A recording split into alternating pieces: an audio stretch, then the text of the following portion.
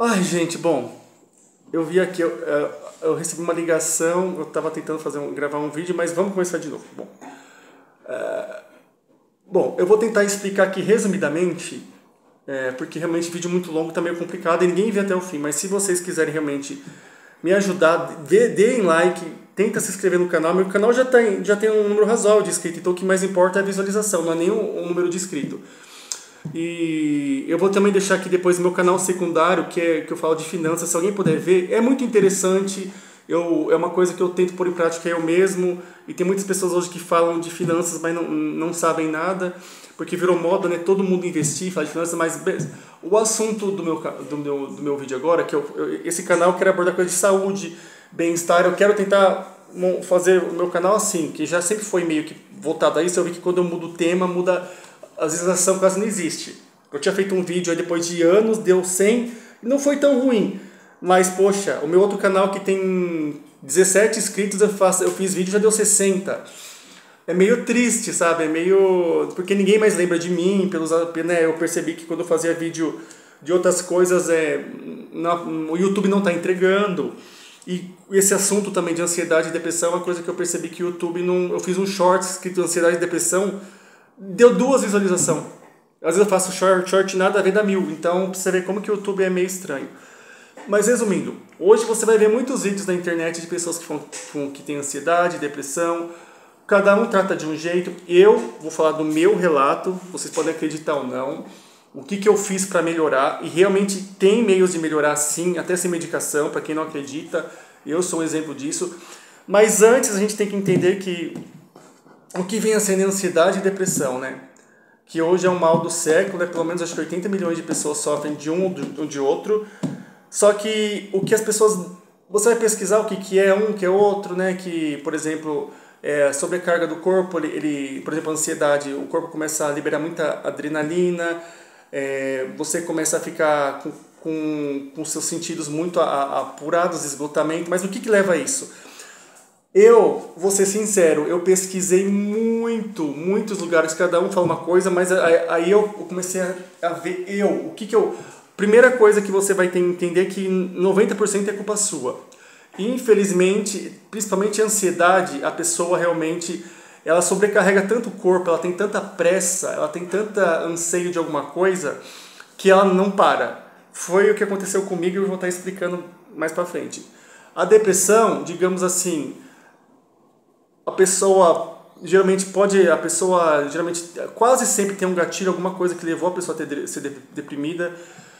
Eu posso falar por mim e pelas pessoas que eu conheci já, que é assim, a depressão pode ter sido alguma coisa no passado, pode ter sido alguma coisa, tipo, ela sofreu bullying na infância, abuso não só físico, mas abuso psicológico, entre outras coisas, né? Então, falam que a ansiedade é pensar muito no futuro e a depressão é pensar muito no passado. E às vezes também a pessoa teve uma vida muito nostálgica, muito boa, de repente a vida da pessoa despenca. Isso foi o que aconteceu comigo. Aí você fica sempre pensando, nossa, o passado era muito melhor, o meu futuro não vai ser bom. E a gente faz muito isso. Infelizmente a gente tem essa mania de... Esquece que a gente tem que ver o presente. Falam, né, que o passado está posto, o futuro a Deus pertence, mas o presente é uma dádiva e a gente tem que viver ele. É um provérbio chinês, inclusive, né? E quantas vezes, né? E tem outro ditado que diz, né? Que todo dia nós temos a chance de ter um novo começo, mas a gente fica presa no passado, e esse passado acaba sendo o nosso futuro. Então a gente não quer recomeçar, a gente sempre quer lembrar do passado.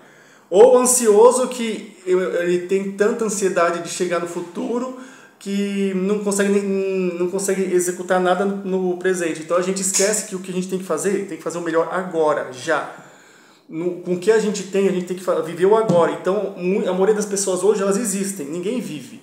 Ninguém aproveita o dia, ninguém sabe ver como é uma bênção ter mais um dia de vida, quanta desgraça no mundo, quantas pessoas morrendo. E a pessoa, só o fato dela estar viva, eu falo porque isso aconteceu muito comigo. Eu fui uma pessoa muito ingrata nesse sentido. E a minha vida, eu posso falar que assim, até uma certa idade, lá para adolescência, a minha vida foi muito boa. E eu falo que um dos motivos que a minha depressão chegou muito forte, primeiro, né, agora eu vou começar a entrar em detalhes assim da minha vida, foi que a Claro fica me ligando, aí bloqueia eu tive uma vida muito boa e eu achei que e eu não queria crescer, sabe? Eu não queria crescer, eu não queria que acabasse aquela vida, sabe? Porque ser adulto é uma coisa triste, ser adulto é uma coisa que a gente não sabe. Meu pai sempre falava pra mim, né? Estuda pra você não passar pelo que eu passei. E meu pai depois estudou muito, meu pai aposentou muito bem e tal, mas eu, em vez disso, eu quis aproveitar a vida e achando que eu nunca ia ficar velho. Quando eu fui acordar, eu já estava com 30 anos. Pra vocês verem que daí você vai ver que a vida... Aí você fica lamentando, caramba, porque eu tomei assim, sabe, a minha vida mudou muito, não só por causa da situação, assim, mas em relação a familiar, eu vi muitas pessoas queridas morrer, muitos, uma atrás da outra. Eu achei que nunca ia ser assim, sabe? E quando eu comecei a trabalhar também, sabe, aquela coisa de inveja, um querendo puxar o tapete do outro, você faz o seu melhor e nunca é o suficiente, aí você vê outro que faz metade do que você está fazendo e é promovido. Aí a vida é muito difícil. Aí, resumindo, eu primeiro tive depressão, comecei com meus 20 e poucos anos, fiz tratamento, tudo. Só que ao mesmo tempo que eu tinha depressão, eu tinha ansiedade também. E naquela época, com meus 20 e poucos anos que eu tive minha primeira crise, não era tão comum. Aliás, acho que nem sabiam desse termo. Então eu só tratava a depressão. E aí o remédio da depressão, para quem não sabe, ele meio que ele influencia muito a ansiedade. Então eu acabei parando porque eu já sou naturalmente mais agitado. Eu ficava mais agitado ainda. Aí depois eu parei com medicação. Nessa época eu lembro que eu não queria fazer nada. Até que realmente eu comecei a ver que algumas coisas que me faziam me sentir melhor. Que é uma coisa que eu vou começar a pontuar bem aqui. Que o que me deixava ser ativo. Todas as vezes que eu comecei a ficar com depressão, ansiedade, essas coisas, eu lembro que era na época que eu era menos ativo, que eu ficava mais parado e pensando na vida. E isso influenciava muito. Aí, depois disso, eu melhorei muito, fui tocando minha vida, até que depois de uns 10, 11 anos depois, eu comecei a ter mais, de novo, crise só de ansiedade. Aí eu fui no médico de novo, tudo, aí apareceu a pressão, a bendita pressão alta. Mas a pressão, ela é bem influenciada pela ansiedade. Só de chegar no pronto-socorro lá, às vezes a minha pressão melhorava só pelo fato de eu estar no médico. E aí eu comecei a perceber que nessa época também ainda estava meio difícil a ansiedade e depressão, saber bem. Mas resumindo, de novo a mesma coisa, melhorei, fiquei anos e anos sem crise, até que ano passado eu estava trabalhando no mercado e eu já vinha trabalhando em outro mercado e eu estava muito estressado do outro mercado porque eu era muito perseguido por um chefe que eu tinha. E ele me humilhava mesmo, fazia de tudo para ele queria me mandar embora por justa causa, não conseguiu, mas era perseguição. Mas para quem não sabe, você tem que provar o que a pessoa faz, é muito difícil. Você não vai achar companheiro de trabalho nenhum que vai estar do seu lado. Nessa hora não existe ninguém. Você vai estar sozinho. Se você não gravar, não ter prova, volta contra você. Então é melhor deixar quieto, na verdade. Mas o trabalho eu já fiquei bem arrasado. Aí, resumindo, eu fui arrumar, melhorei, fiquei um tempo parado, fiquei esperando o seguro acabar. Minha mulher eu sou casado e minha mulher acabou arrumando emprego. Aí, os dois trabalhando era difícil porque eu tenho um filho e não tinha com quem ficar meu filho. Coincidiu de eu achar uma pessoa, um parente meu que começou a ver meu filho, eu fui procurar emprego e aí em outro mercado.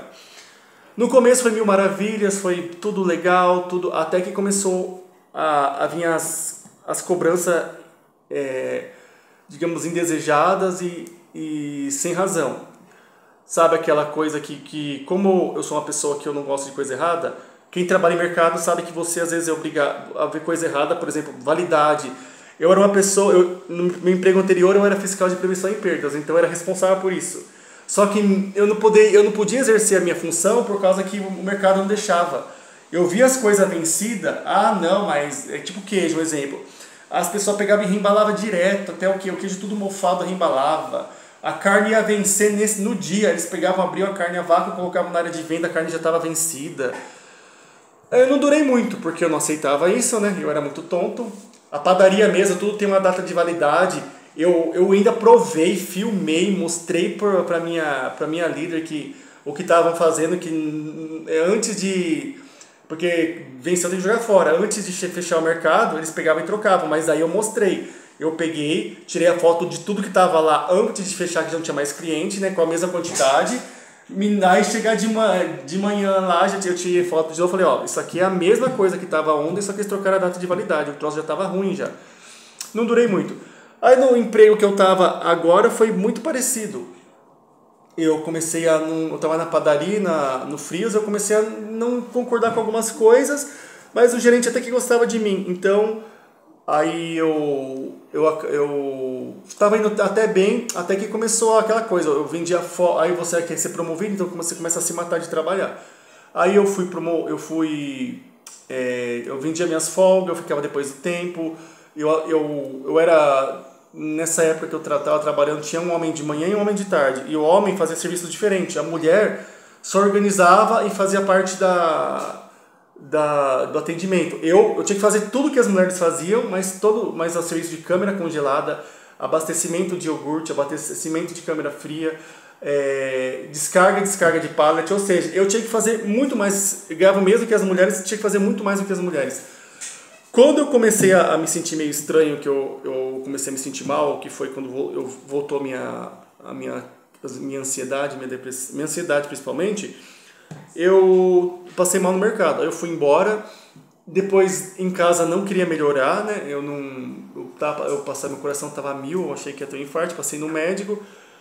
Aí depois eu peguei um atestado de uns 3 dias e tive que voltar. Eu estava tendo crise de ansiedade direto. Até que o médico falou assim, seus exames tá tudo normal, tudo, você pode ter síndrome do pânico com ansiedade, né? Aí eu tentei marcar pelo SUS, né? Só em fevereiro que tinha consulta, porque eu era bem perto do fim do ano já. E 400 para uma consulta particular. Resumindo, eu fui passando mal todo dia por quase um mês, até que trocou a gerência, o gerente achou que eu não trabalhava, porque realmente o meu serviço era pesado e eu não tinha força mais para fazer o que eu fazia.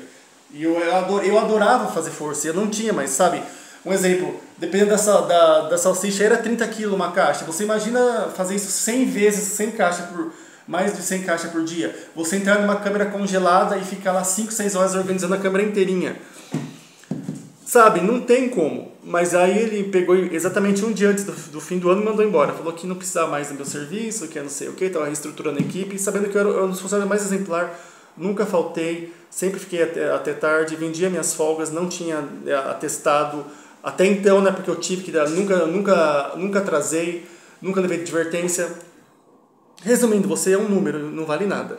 Isso acabou com a minha autoestima, acabou com a minha dignidade. Eu fiquei muito triste porque eu vi que eu vi pessoas trabalhando muito menos do que eu ser promovida e eu que me mataram de trabalhar achando que ia ser promovido, não fui. Então, resumindo, eu fiquei um lixo. Eu fiquei assim, sabe? Eu fui no médico, tudo. O próprio psiquiatra, eu me decepcionei porque ele só perguntava meus sintomas e já queria me dar um monte de medicação, pelo menos 2. A cetralina para ansiedade e mais um calmante para dormir, porque eu estava com dificuldade. Aí eu não aceitei, sabe por que não aceitei? Porque quando eu cheguei lá tinha muitas pessoas na minha frente, né? Eu comecei a conversar, puxar conversa. Todo mundo lá estava tratando há anos, só aumentando a medicação, e você via que a pessoa não estava legal. Ela tava, sabe aquela pessoa, comportamento agitado, o pé. Aí eu falei, meu Deus, eu mesmo mal, eu estava mais calmo que aquelas pessoas. Aí eu conversei com uma mulher lá que ela tomava 5 medicamentos por dia, ia aumentar a dose, falava que o coração dela em repouso era mais de 100 batimentos, que absurdo. Eu falei, meu Deus, ela vai morrer. E ela fazia exercício, eu falei, meu Deus do céu, ela parece que ela não sabe o que... Isso totalmente medicada, ou seja, a medicação não estava fazendo o efeito necessário. Ela tinha que pensar e repensar que não é... O que ela estava fazendo não estava dando certo. Mas, resumindo, eu fiquei nessa por quase um ano, certo? Aí eu vou falar o que eu fiz para melhorar. Agora começa o que eu fiz para melhorar. O vídeo vai ser meio longo mesmo, que a parte de amor não vai se interessar, mas eu vou tentar fazer mesmo assim. Bom, o que eu fiz para melhorar? A primeira coisa é que eu sou uma pessoa que eu tenho fé, eu acredito muito em Deus. Eu orava, eu comecei a orar mais, eu comecei a ficar mais perto de Deus, ir na igreja, tudo. Mas eu vou ser sincera, no começo não adiantou. Eu fui na igreja, inclusive a igreja foi um dos lugares que menos me apoiou. Eu não tive apoio de ninguém, eu queria conversar. Aí o irmão fala, sabe aquela coisa da fé, né? Que a Bíblia fala que fé sem obras é morta? Você vai conversar com o irmão, você cria um apoio, conversar. Ah, mas você vai melhorar, Deus vai abençoar, sabe? Nossa. Você queria conversar com o pastor marcou de vir na minha casa, nunca veio. Aí você fica assim perguntando, né? Mas eu falei, quer saber? Mas eu vou ter fé mesmo assim. Aí eu comecei a realmente me aproximar mais de Deus, mas eu comecei a perceber que só fé e orar não estava adiantando. Você começa a perceber que se você não age, a própria Bíblia já vai mostrar isso várias vezes, que se você não age, que aquilo que você pode fazer, Deus não vai fazer por você. Se você realmente está num leito de cama, morrendo, é uma coisa, mas agora, se você realmente tem condição, ou pode melhorar, ou está ao seu alcance e tenta fazer alguma coisa, Deus vai exatamente testar você nisso, que você tem que, por exemplo, eu ficava 20 horas por dia deitado ou sentado, eu não queria mais fazer nada. Porque embora eu não tivesse nenhum problema de coração, meu coração acelerar por qualquer coisa, eu não queria fazer mais nada, eu estava com medo de toda hora ter um piripaque. Aí eu fui orando, fui lendo a Bíblia e foi realmente eu fui tendo vontade de fazer as coisas bem devagar. E realmente eu comecei a procurar meios alternativos, o que podia melhorar. Quase todos os meios alternativos tinham a ver com respiração, meditação e exercício. Tanto para ansiedade quanto para depressão. Aí, realmente, eu comecei a focar mais nisso. Por exemplo, a ansiedade, a pessoa tem geralmente o que ele fala de pensamento intrusivo. Quase sempre quando você tem a crise de ansiedade, você vai começar a ter tipo, eu vou morrer, eu não sei o que, você vai passar mal. E eu tinha muito isso. O que eu fazia? Eu começava a orar mentalmente, pensar positivamente. E aí eu comecei a fazer exercício em casa mesmo, sabe? Eu comecei a fazer exercício em casa devagar, eu ia andando, eu tenho um quintal. No começo era 5 minutos por dia, 10 minutos por dia. Até que eu estava começando a andar quase 1 hora por dia, em casa. Eu tinha pavor, eu fiquei meses sem pisar na rua, porque eu moro num lugar que é uma descida muito grande, e a subida aqui da minha casa é terrível, ela judiava muito, só de subir eu passava mal. Eu tô feliz porque faz exatamente 2 semanas que todo dia eu saio com minha mulher, com meus filhos, pra gente dar uma caminhada de uma meia hora, 40 minutos, e essa subida era muito triste para mim. Então eu comecei a fazer exercício em casa. Qualquer coisa que a pessoa possa fazer, ajuda. Mas aí você vai conversar com uma pessoa, ela prefere a medicação. A medicação, ela não cura a doença, ela cura o sintoma, mas a causa ela nunca vai curar. E aí você começa a ver que você consegue melhorar muito mesmo. Aí você aprende, quando você tem crise, você aprende a respirar. Eu orava muito quando eu tinha crise, ajudava muito. Hoje eu sou outra pessoa. E a depressão é a mesma coisa. Eu queria ficar deitado o dia inteiro, não queria fazer nada. Aí você melhora a alimentação. Você tem que ter uma rotina, eu tinha uma rotina depois da depressão e ansiedade, não queria fazer mais nada. E quando eu comecei a conhecer muitas pessoas que estão há anos nessa mesma agonia de não largar o remédio, não melhorar de vida, ficar só aumentando a medicação, daí eu falei assim, não, eu vou fazer diferente, eu não vou fazer igual. Eu posso ainda ter alguma crise ou outra, mas eu não quero ficar assim, vegetando, eu não quero existir. Então, resumidamente, a fé, ter muita fé de verdade em Deus, começar a orar todo dia, acalmar, ter um tempinho para Deus, ter um tempinho para eu desacelerar meu dia, porque quem é ansioso, ele fica pensando muito nas coisas, isso vai e leva a estresse mata. A depressão é a mesma coisa, você fica muito preso a um passado, você tem que perdoar todo o seu passado, abrir mão do seu passado, o que aconteceu de ruim foi. Porque a maioria das pessoas não melhora da depressão porque elas têm um passado que elas não perdoam. Ou pode ter acontecido uma coisa que ela não tem culpa e ela se culpa. Que não estava sob o controle dela, mas mesmo assim ela se culpa. Culpa a vida toda, aconteceu isso comigo, eu não sei. Enquanto a pessoa não aprender a abrir mão do passado, a se perdoar os outros, ela nunca vai livrar da depressão. Pode tomar a medicação que for, pode usar a depressão como muleta, porque a pessoa vai usar a depressão como muleta o resto da vida, vai fazer chantagem emocional. Eu sei porque eu fiz exatamente isso. Todo mundo me mostrava uma solução, eu mostrava um problema. E a pessoa com depressão, ela não quer solução. Mesma coisa você vai falar para uma pessoa com depressão, que muitas são ateias. Ela não quer acreditar que se ela conhecer Deus, se você apresentar Deus para ela não quer acreditar que aquilo pode ajudar ela. Mas ajuda, lógico que ajuda, mas a pessoa não quer acreditar, entendeu? Porque ela quer aqueles milagres imediatos. Nossa, eu orei, não é assim. é persistência, é insistir, é você acreditar que você vai melhorar. E realmente, eu comecei a criticar Deus. Todd, eu fiquei triste, eu achei que Deus não ia me ouvir. E eu falo, hoje agora eu já estou me sentindo capaz, eu vou voltar a trabalhar. Eu realmente, quando aconteceu isso, eu me senti um inválido, eu me senti mal porque as contas atrasaram, tudo por causa, eu me senti culpado, eu me senti vagabundo porque os outros acharam também que era frescura da minha parte, que eu não queria fazer nada. Então, realmente, quem tem depressão tem que tomar, realmente, é triste essa parte, porque você se sente inútil, você se sente um nada. Então, bom, eu vou ver como esse vídeo vai performar, qualquer coisa eu tento fazer outro vídeo. Mas, a princípio, eu queria realmente, como eu falei pra você, do meu relato, que hoje em dia realmente é uma coisa que... Mas a pessoa, ela tem que entender que a medicação sozinha não vai curar. Não vai curar. E a pessoa realmente acha que a medicação vai fazer milagre. Beleza, se você quer tomar medicação, você vai ter que reeducar o seu cérebro todo. Você vai ter que meio que dar meios para o seu cérebro meio que se regenerar dos gatilhos, porque quem tem ansiedade tem gatilho por muitas coisas.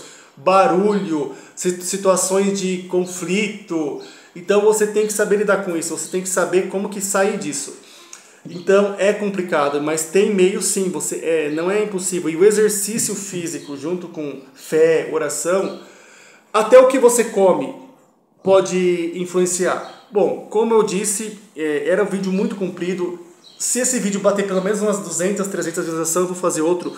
Aí mostrando detalhadamente tudo que eu fiz com mais detalhe, porque realmente eu vi que meu canal ficou muito tempo sem vídeo e tá meio devagar ainda. Eu quero que vocês se inscrevam, vejam até o fim, deem like. Eu vou deixar o meu segundo canal que fala de economia e finanças para quem é família bem pobre, que nem no meu caso que hoje eu sou. E tá indo até razoável. Os vídeos até que tem um alcance mais ou menos, mas o canal ainda não cresceu tanto. Se alguém puder, eu vou deixar fixado o nome nos comentários. E dê uma forcinha e veja até o final, porque eu sei que não tem muita edição, mas é que eu tô falando a real, o que aconteceu, vocês podem não acreditar, porque hoje em dia as pessoas gostam de histórias mirabolantes, eu não sei o que lá, eu não sei o que, bababá. Mas é isso, eu vou tentar fazer alguns vídeos sobre isso, e se der, como eu falei, se bater um certo número de visualização, ou... É isso aí, valeu, obrigadão. E se inscreve, por favor, se inscreve e deem like no canal.